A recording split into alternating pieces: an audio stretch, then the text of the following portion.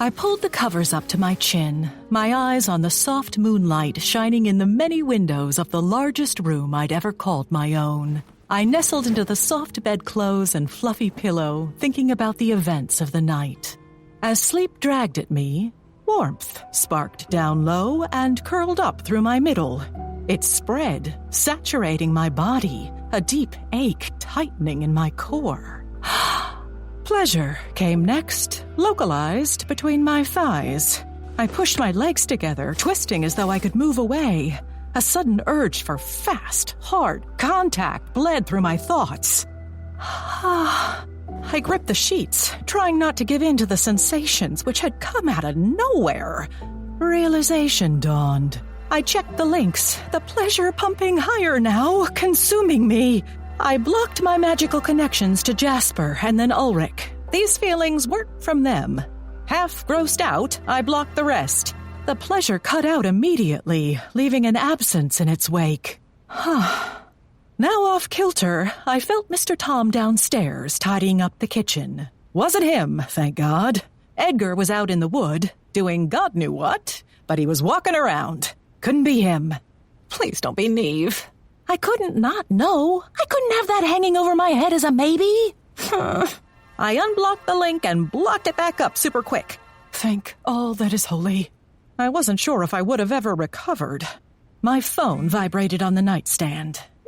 You okay? I unblocked the link between us. The pleasure didn't resume.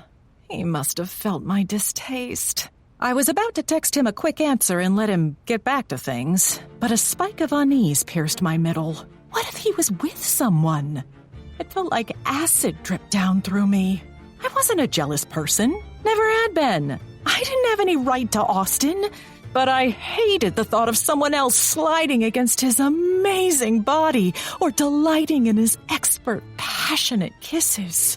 My stomach turned at the thought of him taking someone else on the perfect date. The phone rang this time, vibrating in my fingers. Austin's name was on the screen. Hey? Hey. His voice was thick, rough. His breathing came faster than normal, like he'd been working out. You okay? Yeah. Sorry. For what?